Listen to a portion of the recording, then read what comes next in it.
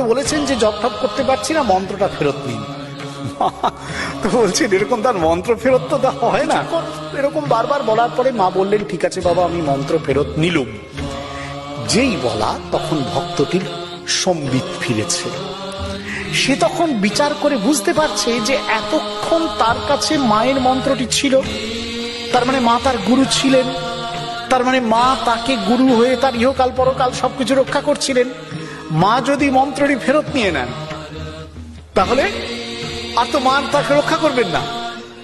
তখন তার সে চেতনা ফিরেছে। সে বলছে তবে কি মা আমি রসাতলে গেলুম? বলার সঙ্গে সঙ্গে মায়ের রূপ পাল্টে গেল।